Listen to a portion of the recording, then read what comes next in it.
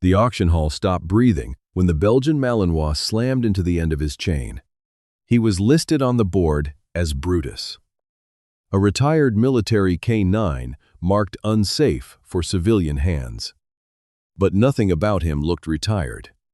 A steel muzzle crossed his scarred face. Two handlers leaned backward against the leash, and the concrete scraped under his paws like something heavy was being dragged out of the dark. Contractors moved behind the cages. Guards raised tasers.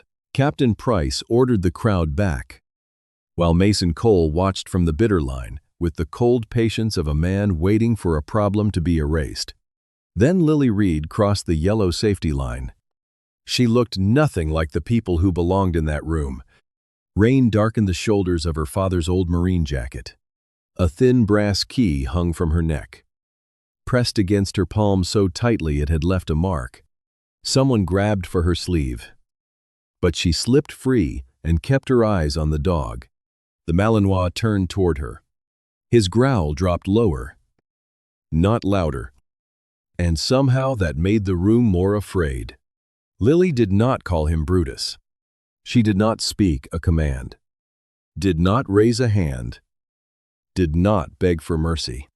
She sank slowly to one knee and let the sleeve of the jacket fall open, carrying the scent of rain, old canvas, and a man this dog had not been allowed to remember. The K9 lunged. Handler boots slid. A taser clicked live. Mason's expression finally changed. Lily reached beneath the newer steel collar and found the cracked leather hidden under it, exactly where Thomas Reed had drawn it in his last notebook. Her key touched the tiny lock. The dog's teeth flashed behind the muzzle, and his chest filled the space between them. For one breath, everyone waited for blood. Then the key scraped metal, and the dog froze. No one understood why. Before that lock opened, remember to subscribe, because the truth inside that collar was about to shame every powerful man in the room, silent. 3 hours before Lily Reed crossed the yellow line, she was sitting near the back of a county bus, holding her father's Marine jacket like it was the last warm thing left in the world. Rain streaked the windows and blurred the training center beyond the highway, turning its fences and watch lights into something that looked less like a place for retired dogs than a place where stories went to disappear. In her lap lay a brown envelope with $412. A folded photograph, and the brass key Thomas Reed had taped beneath his medicine box before he died.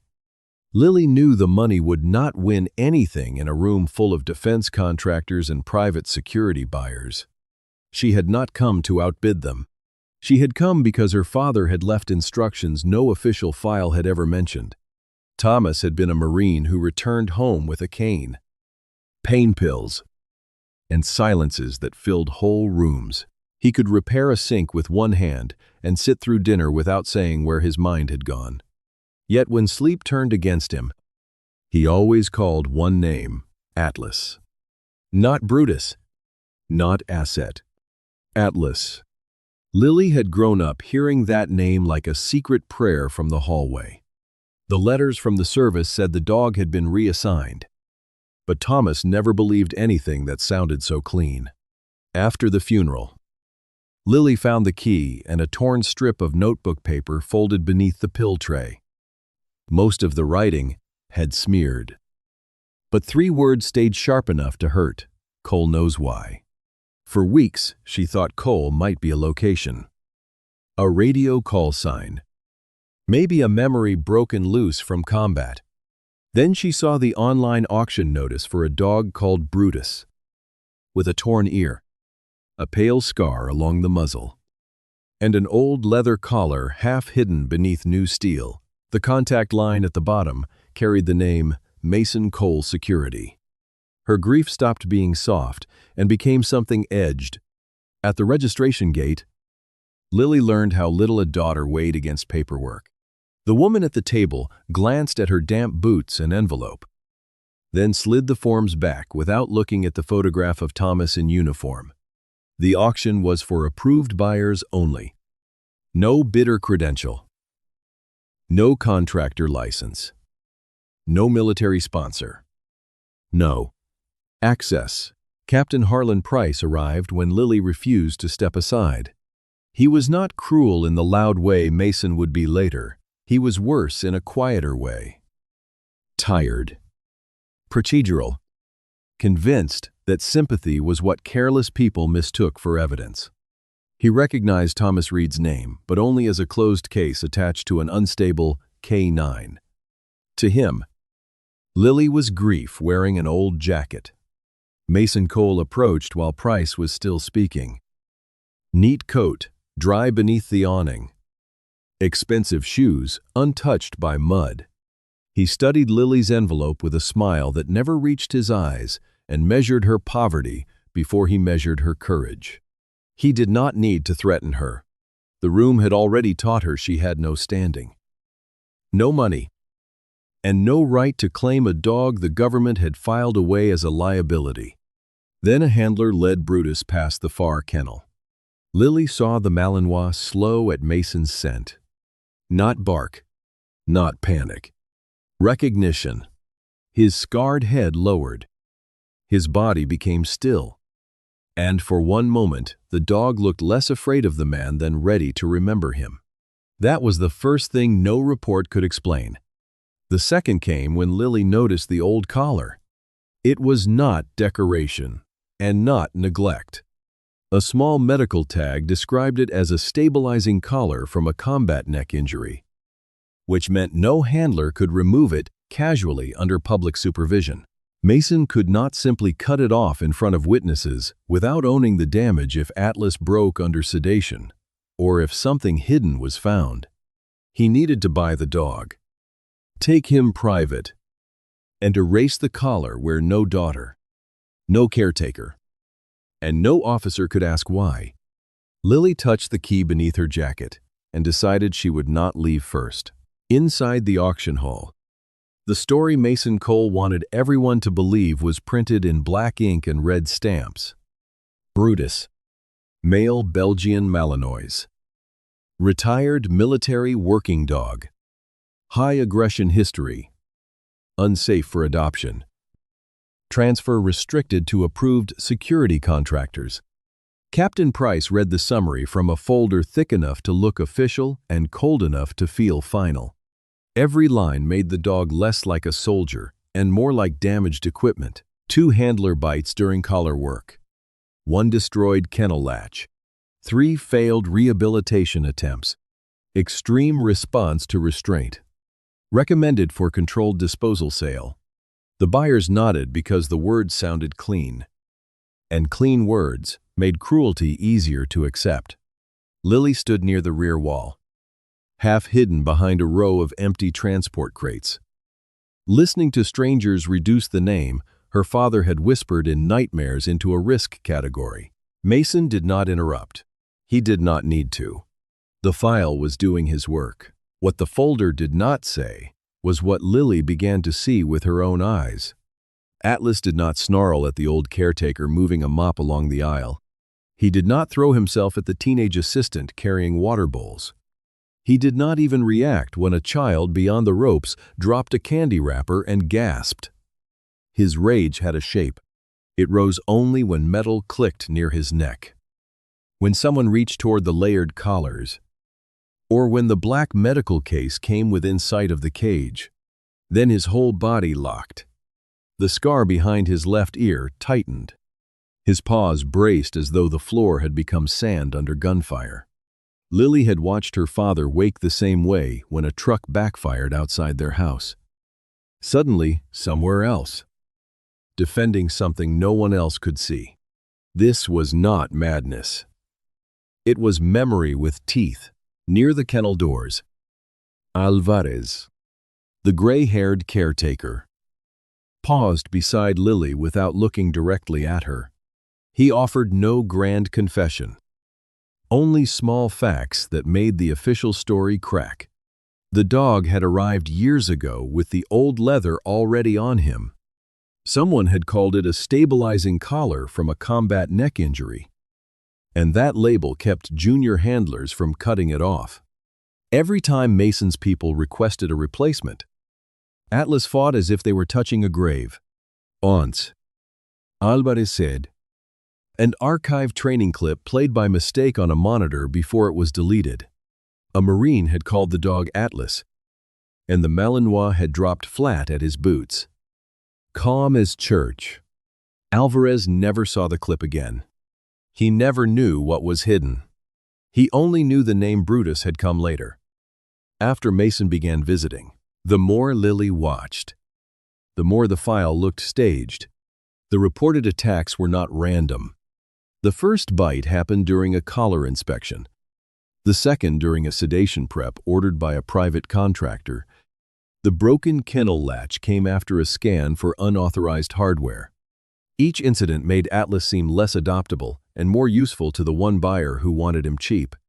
Mason could not remove the collar in public because the medical tag protected it, and because too many witnesses would see whatever Thomas had sealed beneath the leather. He needed ownership, privacy, and a report ugly enough to make everyone grateful when he took the problem away. Price, ashamed of risk and eager for order, believed the pages. Lily believed the dog. Price moved the sale to a private assessment area. The change sounded procedural, but the room shifted with it. Guards rolled out the black case. A handler tested a control pole. Another man opened a plastic package containing a new steel collar without the old medical tag. Atlas saw it and lowered his head over the leather at his throat. Not submissive, not beaten, but guarding. His growl did not spread across the room anymore. It narrowed toward the case. The pole.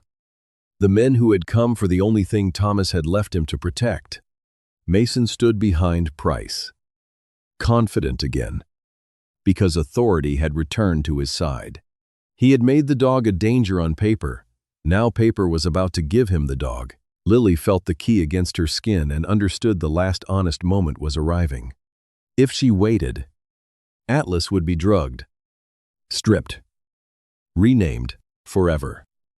And Thomas Reed's final warning would die inside a locked collar. She stepped from behind the crates as the taser lights lifted. For the first time, Atlas looked past the handlers and found her. And if this soldier's loyalty already has you leaning closer, leave a comment for Atlas. Share his story. And subscribe. Because in the next breath, Lily is going to cross the line no one else dares. Lily stepped out from behind the transport crates before the handler could lower the control pole over Atlas's neck. The private assessment area sat a few yards from the auction floor, separated by a rolling steel gate. Atlas stood inside that box with his head low, the black medical case on one side and the replacement collar on the other. Taser lights made 2 red dots on his chest. Everyone seemed to be waiting for the dog to make the final mistake that would justify every ugly word in the folder. Captain Price turned when Lily crossed the paint, but his order came too late. A guard caught her jacket and lost his grip when the rain-slick fabric slid from his fingers. Mason Cole did not move. He watched her like a man watching a child reach toward a live wire. Lily heard boots shifting behind her, the click of a taser charging, and Atlas's growl dropping into a sound that belonged under thunder. She kept walking until her knees touched concrete. She remembered her father's notebook. No hard eye contact, no raised hand, no command unless the dog already trusted the voice. She lowered her gaze to Atlas's paws and turned her left shoulder so the sleeve of Thomas Reed's jacket faced him. Rain, old canvas, machine oil, and something deeper lifted from the cloth.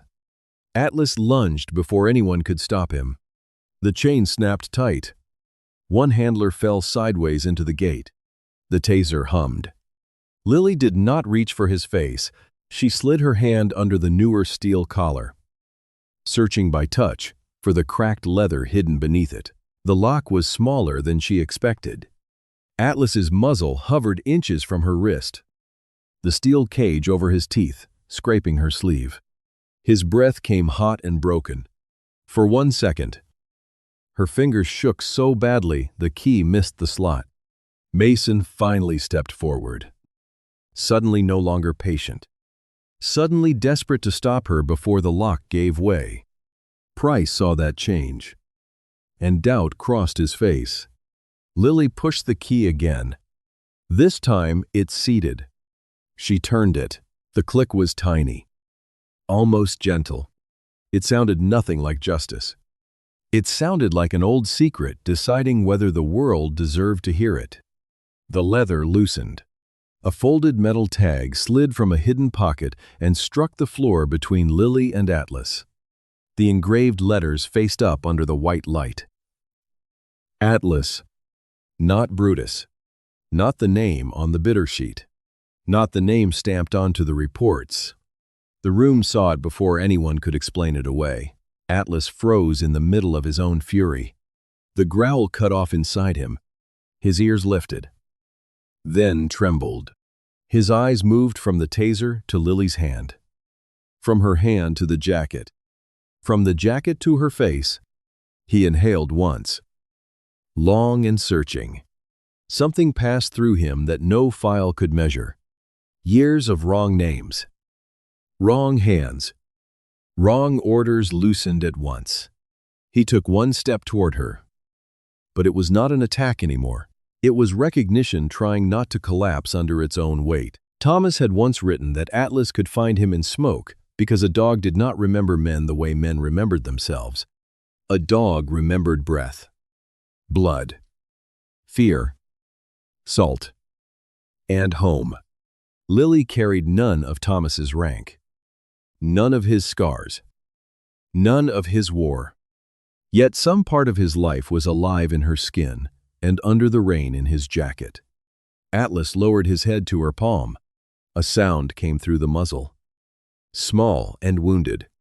Then the dog folded down before her, chest against the concrete. His body no longer a weapon, but a soldier who had held position until family arrived. No one moved. Even the handlers seemed ashamed of their gloves.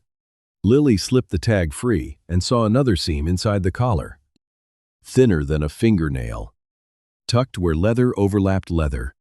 Atlas nudged it with his nose, guiding her. Her fingers found a narrow black chip sealed beneath a flap that had been stitched and restitched by someone who knew how to hide a thing from men who searched too quickly. She lifted it into the light. Mason Cole's voice broke the silence with a demand for the collar, the chip, and the girl to be removed from government property. Mason's mask failed. He was not afraid of a dangerous dog. He was afraid of what a loyal dog had survived to deliver. Atlas rose and placed himself between Lily and Mason. Calm, now. Focused now. He did not snarl at Price or challenge the handlers. His entire body pointed at one man. The truth had not yet been played, but it had already chosen sides. Captain Price did not call for silence. The room gave it to him. After Atlas rose between Lily and Mason Cole, every bidder card, every clipboard, every official stamp seemed suddenly cheap. The Malinois stood with the opened collar hanging loose at his throat, no longer fighting everyone, only watching one man. Mason shouted that the girl had tampered with government property, but his voice carried the wrong kind of fear. It was not fear of being bitten. It was fear of being remembered. Price ordered the tasers lowered and the rolling gate locked. He had spent the morning trusting the file because files were easier than grief. But the tag on the floor made the folder feel poisonous in his hand. Mason moved toward Lily, demanding the chip, and Atlas stepped sideways with one controlled motion. No lung, no teeth, just a trained block, clean enough to shame every report that had called him uncontrollable. For the first time, Price looked at the dog instead of the paperwork. The chip was not some mystery device from a spy movie. Price's own equipment officer recognized it as an old harness camera storage card, the kind used before the unit upgraded its gear. That made the truth harder to dismiss. It belonged to the system that had buried it. A technician brought a reader from the evidence kit, plugged it into a laptop on the auction table, and waited while the corrupted file rebuilt itself in broken flashes of green night vision. Lily kept one hand on Atlas, feeling him brace before the sound even played. The first image was dust, then headlights, then the low angle of a dog moving between boots, tire, and walls pocked by old rounds. Thomas Reed's voice came through the static, younger but unmistakable to Lily, telling Atlas to hold. The dog stopped beside an ambulance with no plate. His nose found the rear ramp, and the camera tilted toward a wire hidden under dried mud. Thomas warned the convoy to reroute. He had not led anyone into danger. He had found the trap before the trap found them. A second voice cut across the radio, sharper, impatient, carrying the easy authority of a man not standing where bullets could reach him. Mason Cole ordered the team forward. He claimed the route was cleared, claimed the delay would compromise the mission, claimed command had approved the movement. On the edge of the frame, a canvas-covered truck waited with its lights off. Too heavy for a medical escort. Too important for Mason to leave behind. Thomas refused. Lily heard her father say the manifest was false. Then the alley opened fire. The video dissolved into smoke, muzzle flashes, and the brutal rhythm of men calling for help. Atlas drove through the chaos, dragging one Marine by the vest, then turning back before anyone ordered him. The camera slammed against concrete when Thomas fell near the ambulance. Blood crossed the lens in a dark smear. Thomas pulled himself close to Atlas, not to save his own body, but to unclip the camera housing. His hands shook as he removed the card and pushed it into the collar's inner seam. The next sound was Thomas breathing through pain. He whispered Atlas's name. Then words Lily had never heard from any official: "Take it home." The frame blacked out after that. But the message was complete. Thomas Reed had not caused the disaster. He had challenged the lie before it killed men. Mason had protected an unauthorized cargo run and let the blame fall on a wounded Marine who came home too tired, too medicated, and too alone to fight a contractor with lawyers. Mason tried to laugh, but no one joined him. He said combat footage could be misread, that trauma made soldiers unreliable, that Thomas had been unstable long before the ambush. Lily turned from the screen slowly. She did not scream. She did not need to. The same man who had called her father unreliable had spent years renaming his dog, rewriting incidents, and steering a public auction toward a private handoff. The pattern was no longer suspicious. It was confession by paperwork. Price opened the behavioral file again, and the dates lined up with terrible neatness. First collar inspection. First bite, sedation request. Second bite, hardware scan. Broken latch, replacement order. Failed rehabilitation. Every mark against Atlas followed an attempt to reach what Thomas had hidden.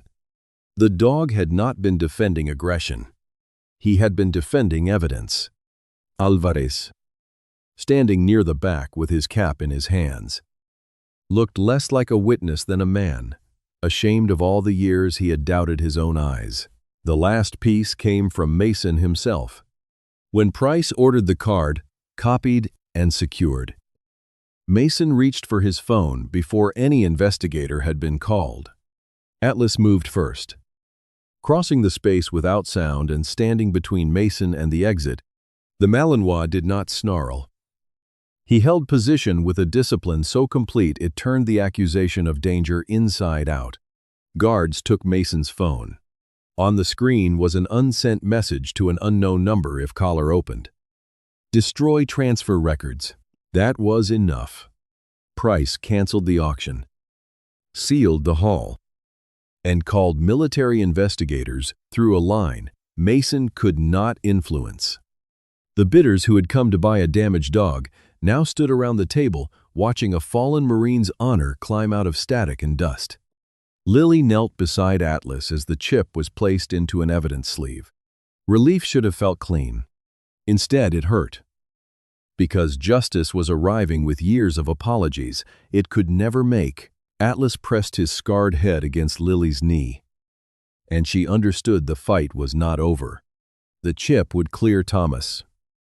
But the system might still keep Atlas as evidence. She had opened the collar. Now she had to make them see the soldier inside it as family. Not property. Not evidence. By sunrise. The auction hall no longer sounded like a place where men bought dogs. Evidence markers dotted the concrete where chains had scraped and bidder cards had fallen. Military investigators moved carefully, as if the floor itself could testify. Mason Cole sat inside a federal vehicle, his expensive coat wrinkled by rain, his hands bound where contracts had once made him untouchable. He never looked at Lily. He watched Atlas through the window. Because the dog he had tried to erase had become the witness that ended him before a single courtroom opened. Price watched in heavy silence beside her. Captain Price signed the suspension order with a hand that did not quite trust itself. Every transfer connected to Mason's company was frozen. Every disposal recommendation recalled. Every K9 sold through that channel flagged for review. Price had begun the day believing files protected people. Now he understood that files could bury them just as neatly. He removed the steel collar from Atlas slowly, under camera lights and witness forms, leaving the old leather untouched until it was photographed. When the heavy ring came free, Atlas lowered his head and breathed like a battlefield had finally loosened its grip inside. The hearings took weeks, and Lily attended all of them in Thomas's faded jacket. She sat beneath fluorescent lights while officers replayed footage, compared timestamps, studied radio logs, and rebuilt the night her father had carried alone for years. The corrected report did not bring back the birthdays he missed inside his own mind, or the dinners where shame sat at the table before food. Still, when Thomas Reed's name was cleared and his citation restored, Lily felt the room change. Men who had once treated him like damage stood because honor had finally found its way back home again. Atlas faced his own examination with the patience of someone who had nothing left to prove. Independent K9 specialists watched him walk, rest, respond, and recover. They tested sounds, scents, restraints, and the careful presence of Lily's hand on his shoulder. The conclusion was simple enough to make every old label look cruel. Atlas was traumatized. Not feral, protective. Not useless, wounded. Not lost. His service name was restored as Atlas Reed, retired from duty and released to family care. Lily signed the adoption papers with tears blurring the line where ownership should have been replaced by belonging long ago. The first evening at Thomas's house was quiet in a way that made Lily afraid to move. Atlas stepped inside before her, nose low, crossing rooms by scent instead of sight. He found boot leather near the door, coffee in the kitchen walls, medicine in the bedroom air, and Thomas everywhere the world had forgotten to dust. At the dresser, he paused and scratched once at the bottom drawer. Lily opened it and found a cassette wrapped inside a pharmacy receipt, waiting where grief had never thought to look. The recorder on the counter still worked after one stubborn click. Thomas's voice arrived thin and worn, but alive enough to bend Lily over the table. The message was not a confession of war. It was a father's last kindness. He had left the tape for the day Atlas came home, because that would mean the truth had survived fear. He wanted Lily to know the dog had given him more years than he expected. Years to raise her, teach her, fail her sometimes, and love her always. Atlas lay with his head against her knee, listening to the voice he had carried through fire and fences and false names faithfully. When the tape ended, the house did not feel empty anymore. Lily placed Thomas's dog tags on the windowsill and hung the old collar beside his photograph. Not as evidence and not as a wound, but as proof that loyalty could outlast lies. Atlas touched the tags with his nose, circled once beside Lily's chair, and settled at her feet. A truck passed outside, rattling the glass. But he did not rise. The buckle brushed the wall, and he did not flinch. For the first time in years, Atlas slept without guarding a secret alone through the dark night anymore. Lily watched him breathe and understood Thomas had not left her only a story, or a key, or a burden too heavy for one daughter. He had sent home the one soldier who still remembered every road back to love. Morning opened pale across the wet yard, and Lily rested her hand on Atlas's shoulder while the house finally became a home again. Thank you for staying with Atlas and Lily to the end. Share this story. Leave a comment for the K9 warriors who never forgot. And subscribe to walk into the next loyal story with us soon here.